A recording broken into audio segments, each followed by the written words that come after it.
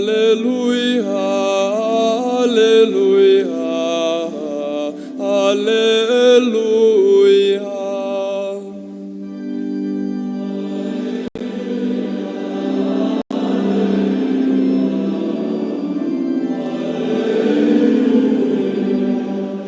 O povo que jazia nas trevas viu brilhar uma luz grandiosa.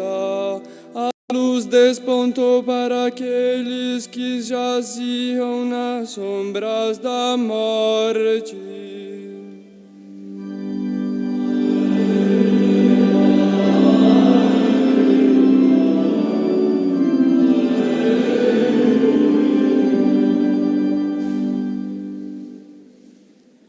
O Senhor esteja convosco. Proclamação do Evangelho de Jesus Cristo segundo Marcos.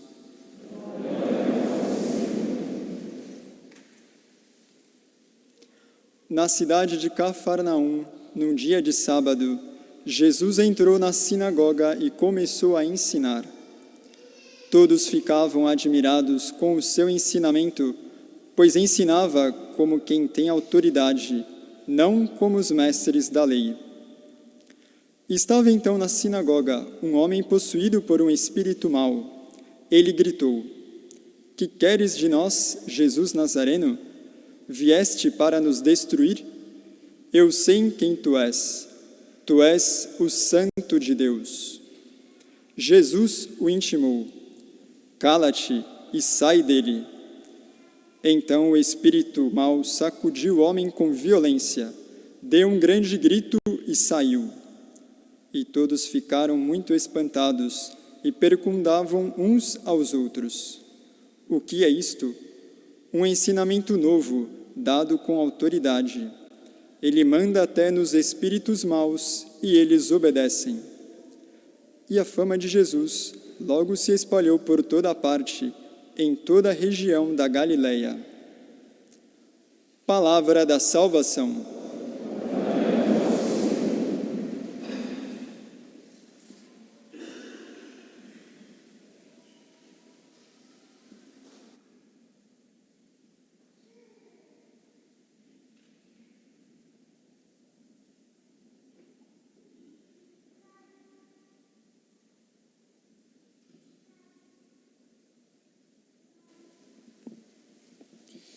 Ave Maria, cheia de graça, o Senhor é convosco, bendita sois vós entre as mulheres, e bendito é o fruto do vosso ventre, Jesus.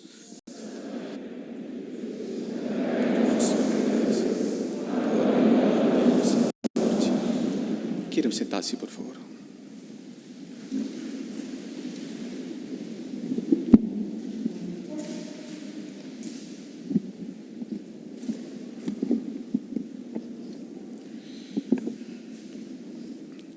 Para nós entendermos bem a liturgia de hoje, nós temos que entrar um pouquinho na psicologia da tentação. O que o demônio faz para nos tentar? Como que funciona a tentação? Para entendermos um pouquinho, talvez seria bom imaginar um caso hipotético de um homem que estivesse sendo assaltado, ou melhor, não assaltado, um homem que se achasse num lugar desconhecido e diferente, ameaçador, e estava com medo e às tantas começa a escurecer-se em torno dele. E começando a escurecer-se em torno dele, ele começa a ficar mais apavorado ainda, porque as sombras vão crescendo na medida em que a luz vai indo embora. E, consequência, ele começa a querer achar alguma coisa, fazer alguma coisa, tropeça, cai, se suja. Como está com uma sujeira na vista, ele quer achar água, vai tateando até achar um líquido, joga aquele líquido no rosto, dá conta que não era água, era pior, se queima, será um líquido ardente, e assim de desastre em desastre ele vai se agitando cada vez mais, se ralando cada vez mais, batendo numa coisa, tropeçando, ferindo-se, etc, etc. Consequência, sem nada. Ele só vai piorando por causa da situação. Agora, basta ele acender uma vela, acender um farolete, sei lá, que ele tenha no bolso, que está tudo resolvido. Com a luz, todos os problemas desaparecem. Todas as sombras voltam desaparecem, as coisas voltam ao seu tamanho natural. O que é? É a luz. Basta ter a luz que as trevas desaparecem. Isto que é meu imaginativo tem sua aplicação muito, muito real na vida espiritual. Na noite de Natal, na missa do Galo, nós sempre ouvimos naquela alegria natalina o silêncio da noite. A primeira leitura começa assim, é um trecho de Isaías: o povo que vivia nas trevas via uma grande luz. O povo que vivia nas trevas via uma grande luz. E é justamente este trecho que São Marcos vai citar, São Marcos vai citar na aclamação do Evangelho que nós cantamos hoje. O povo que jazia nas trevas viu brilhar uma luz grandiosa. Então, o cerne da liturgia de hoje, que está resumido nesta aclamação, se cifra nesta palavra luz. Nosso Senhor Jesus Cristo é chamado a luz. Ele mesmo se autodomina, ele diz: eu sou a luz do mundo. Por que a luz? Porque justamente o demônio, quando nos tenta, ele, como é um anjo, mas um anjo decaído, mas apenas uma criatura, ele não consegue entrar na alma da pessoa. Ainda quando há um caso de possessão. Um caso de possessão, a alma é como que amarrado e deixado de lado. E o demônio toma a direção do corpo. É como se fosse alguém que tivesse um carro e a pessoa que dirigia fosse amarrado e deixado de lado e o outro tomasse a direção do carro. Mas o demônio não entra na alma da pessoa. Por quê? Porque ele é mera criatura. É só Deus Nosso Senhor que consegue, porque Ele é o Criador. Ele entra na alma da pessoa pela graça. E ele pode mover a pessoa por dentro. O demônio apenas pode mover a pessoa por fora. Ele pode agir sobre a sensibilidade. Ele pode estimular a imaginação. Ele pode sugerir a inteligência. Mas ele não pode mover diretamente. Então, o que ele faz? Ele vai apagando este senso que todo ser humano tem, todo homem, toda mulher tem, de procurar a verdade. Nós, como seres racionais, nós nascemos com uma aptidão de conhecer onde está a verdade. E é inerente disto. A criança, enquanto mantém a inteligência, a inocência, tem uma inerência a respeito da verdade. Ela não erra nunca. Porque tal será que Deus nos desse uma potência falha. Deus não faz isto. Se aos bichos, eles têm um sexto sentido, não, uma intuição, nem isso. É um faro a respeito de onde está o alimento deles. Você pega um cachorro, pega um osso feito de plástico, pinta o osso estupendamente bem, que parece um osso real, e mostra para o cachorro vem, bate o focinho dele, ou a ponta do nariz dele naquilo, pronto, meia volta e vai embora. Por quê? Porque ele não se engana a respeito da comida dele. Uma árvore, nunca vamos ver uma árvore, imagine uma árvore plantada num lugar onde há uma janela ao lado, a árvore nunca vai crescer na direção contrária à janela, sempre por aquele fenômeno chamado heliotropismo, ela se dobra em direção à luz e vai procurar a luz que está entrando pela janela. Se isto está na natureza vegetal, se isto está na natureza animal, muito mais no ser humano. Todo homem, toda mulher, nós sabemos onde está a verdade. Pode ser que a pessoa não queira ouvir a verdade e quer sufocar a consciência, é outra história. Mas sabe. E por causa disto, quando o demônio tenta a pessoa, a primeiríssima coisa que ele faz é tentar ofuscar a inteligência. E na medida que a pessoa vai cedendo à tentação, vai pecando, portanto, a inteligência vai se debilitando, a vontade vai se debilitando e a pessoa vai se ficando cada vez mais confuso. E aliás, quem é confessor tem esta experiência inúmeras vezes. Às vezes nós temos gente que confessa depois de 30 anos, depois de 50 anos, é uma vida inteira. Depois de 50 anos a pessoa fez de tudo. Como começou? Toda criança é inocente. A pessoa não fez aqueles horrores como criança. O demônio nem tentaria a criança, vamos imaginar, eu não vou quebrar o segredo, a matar a mãe. Jamais. Vai começar como afastar-se da religião, não rezar. Depois vem uma má companhia. Com a má companhia, entra numa coisa que não conhecia que existia, leva um choque, dá um passo para trás.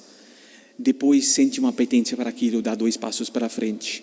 E assim, ao longo de um processo muito bem calculado, a pessoa vai decaindo muito aos poucos. Mas depois de 50 anos, fica com todos os conceitos na cabeça confusos, fica com uma vista completamente ofuscada. Ponto. Ajoelha-se no confessionário. Se a pessoa está aberta à graça, confessa bem. Quantas e quantas vezes acontece? A pessoa diz: ai, padre, eu estou sentindo mais leve. De fato, a pessoa sente mais leve porque a graça entrou. Mas também a pessoa começa a ver a realidade. Ai, padre, agora sim eu estou entendendo melhor. É verdade. A pessoa começa a ver o direito do esquerdo, a luz das trevas. A distinção se faz muito claramente quando a graça não entra na alma. O demônio faz o contrário. Entra numa confusão. A pessoa não sabe fazer e vai tropeçando. Parece que cada situação é tão complicado que está obrigado a tomar uma posição e vai caindo e a posição é pior. É a confusão do demônio. E é o que nós vemos na liturgia de hoje. Naquele tempo, Jesus entrou na sinagoga e começou a ensinar.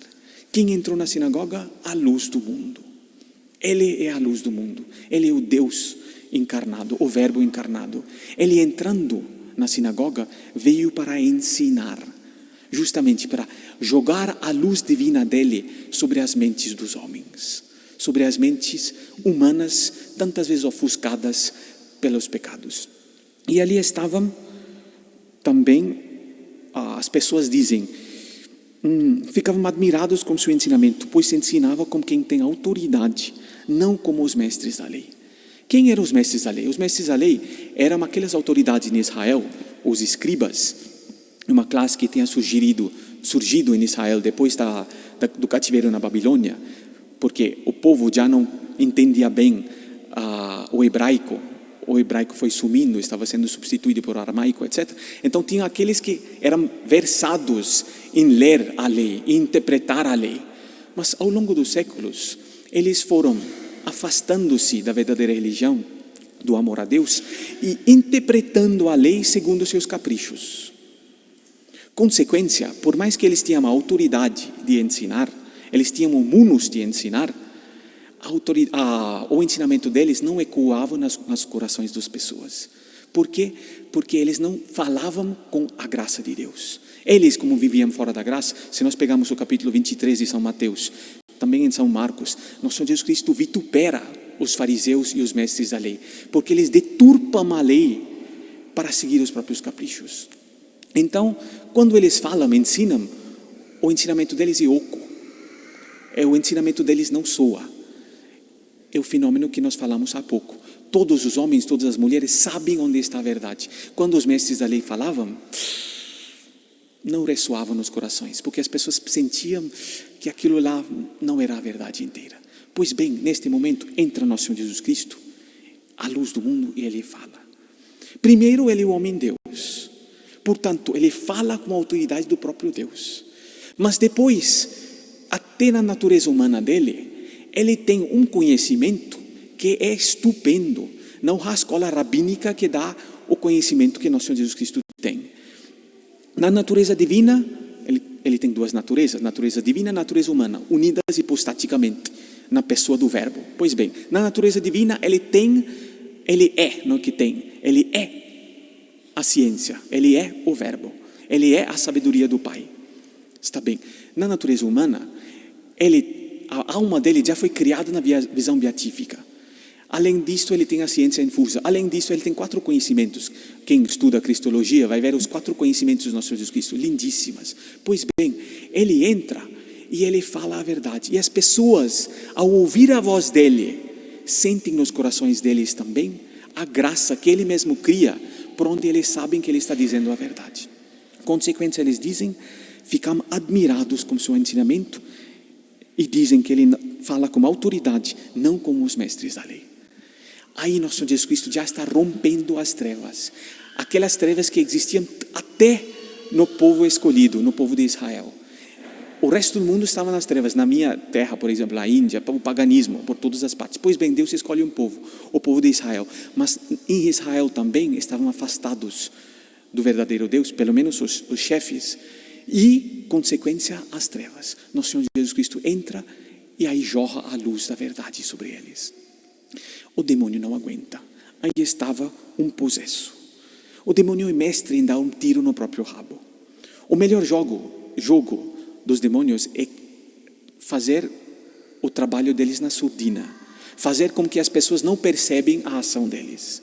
Mas neste momento ele fica tão, eu iria dizer possesso, e fica tão irritado, porque nosso Senhor Jesus Cristo quebra o jogo dele pelo ensinamento dele, nosso Senhor Jesus Cristo, que ele não aguenta e tenta enfrentar nosso Senhor Jesus Cristo. E diz: que queres de nós, Jesus Nazareno? Primeiro, ele tenta desprestigiar nosso Senhor Jesus Cristo. Ele faz referência de que nosso Senhor Jesus Cristo vem de Nazaré, uma cidadezinha insignificante. Em outro trecho do Evangelho, um dos apóstolos, ao ser chamado, diz: de Nazaré pode surgir coisa boa. Então ele chama ele de Jesus Nazareno, como que desprestigiando nosso Senhor Jesus Cristo. Nosso Senhor Jesus Cristo não está lá pela autoridade da cidade onde ele nasceu. Ele não tem orgulho. Ele não está interessado na opinião dos outros. Então, esta tentativa do demônio de atingir o amor próprio de nosso Senhor Jesus Cristo não funciona. Não funcionando, ele passa para um segundo ponto. Ele cai do extremo do oposto. Vieste para nos destruir. Então, primeiro ele tenta desprezar nosso Senhor Jesus Cristo. Depois ele tenta mostrar nosso Senhor Jesus Cristo como superpotente e ele como coitado. E assim ele faz causa comum com as pessoas lá, como que os pobres coitados, que esta verdade que Jesus prega vai ferir a eles. Coitados, viesses para nos destruir? Eu sei quem tu és, o Santo de Deus. Então agora ele está exaltando nosso Senhor Jesus Cristo. Tu és o Santo de Deus e nós viesses nos destruir. Esta tática do demônio se vai repetindo ao longo dos séculos. É até interessante, nós não temos tempo, mas de passar toda a história da igreja e ver como o demônio vai fazendo a mesma coisa. Por exemplo, quando os missionários vieram aqui no Brasil, toda a indiarada que andava pobremente por estas selvas, uma das mentiras que circulavam entre eles, pelos demônios que apareciam a eles, porque os missionários, São José de Anchieta conta isso nas cartas dele, que quando os missionários começaram a celebrar as missas, os pajés, etc., perderam o poder, porque o demônio não aparecia mais se eles não tinham aquela comunicação, pelo simples fato de haver a Santa Missa na terra da Santa Cruz. Então eles começaram a espalhar a mentira de que os brancos vieram para destruir a civilização deles, para destruir a eles, e que os brancos matavam, quem tocava nos sacramentos os brancos morria. De fato, os missionários batizavam, etc., sobretudo os moribundos conferiam os sacramentos, e a pessoa morria depois. Então, o mito, a mentira era que quem recebia os sacramentos, os missionários, morria. Era o contrário, a pessoa estava morrendo e por isso o missionário dava os sacramentos. Mas é a mesma coisa, vieste para nos destruir. Parece que a presença de Deus vai me destruir. Eu sei quem tu és, o Santo de Deus. Nosso Senhor Jesus Cristo não liga. Nosso Senhor Jesus Cristo com uma soberania divina, com uma calma. Nós não podemos imaginar que nosso Senhor Jesus Cristo se agitou, nem nada. Ele teve dito: cala-te. O demônio não tem direito de usar a palavra. A palavra, o ministério da palavra pertence a Deus, pertence à Santa Igreja. Cala-te e sai dele. Um império, uma ordem imperativa de nosso Senhor Jesus Cristo, o demônio é obrigado a sair. E todos ficaram... Olha aqui, antes disso. Então o espírito mau sacudiu o homem com violência, deu um grande grito e saiu. Por que nosso Senhor Jesus Cristo permitiu isto? Para provar que não era um pobre coitado, um doente, uma pessoa que estava meio... Não, era possessão mesmo. Certamente o possesso não se manifestou no começo como um possesso, manifestou como um pobre coitado, e não, era possesso. Por isso sacudiu o homem, um grande grito, saiu. Todos ficaram muito espantados e perguntavam uns aos outros: o que é isto? Um ensinamento novo dado com autoridade. Ele manda até nos espíritos maus e eles obedecem. E a fama de Jesus logo se espalhou. Que relação tem isto conosco aqui no ano 2018? Relação muito simples. Deus não seria Deus, ou Deus nem existiria, se ele abandonasse os homens e não falasse a eles. Se nós fôssemos criados com um instinto para a verdade, e depois Deus nos soltasse, e a gente tinha que tatear na escuridão para achar a verdade. Não é verdade. Na primeira leitura nós vemos a mesma coisa. Deus envia um profeta, Moisés, e ele promete ao povo que ele vai continuar falando através de outros profetas, até mandar o profeta, que é o filho dele, Jesus Cristo. Na segunda leitura, nós vemos São Paulo também colocando os pingos nos is, sobre a questão do celibato e do matrimônio. Nós estamos no primeiro século. Todo mundo pagão, inclusive em Israel, os paixões soltos. Pela graça de Deus começa a surgir a virgindade consagrada a Deus, o celibato consagrado a Deus. E São Paulo diz que aquele que se consagra inteiramente a Deus pode se dedicar inteiramente a Deus e por isso é mais meritório. Ele dá toda uma explicação, não temos tempo para entrar nisso, mas ele mostra que o casamento é legítimo e inclusive meritório, mas mais meritório ainda é entregar-se inteiramente a Deus. Isto para aquela época era uma bomba. Nós não temos ideia no século XX o que era dizer, depois de milênios, onde não existia o celibato consagrado a Deus, dizer que a consagração da pessoa inteiro por um voto a Deus é meritório. Pois bem, nesta época, São Paulo, mais uma vez, é a verdade e a luz que brilha nas trevas. No ano 2018, para nós também, nós sentimos no fundo de nossa alma onde está a verdade. Está com a Santa Igreja Católica Apostólica Romana. E nossa alma fala a graça de Deus com uma clareza única. Basta querer ouvi-la. Basta querer segui-la. Há inúmeras doutrinas. Homem, quanta confusão. Mas cada um de nós sabe onde está a voz de Deus.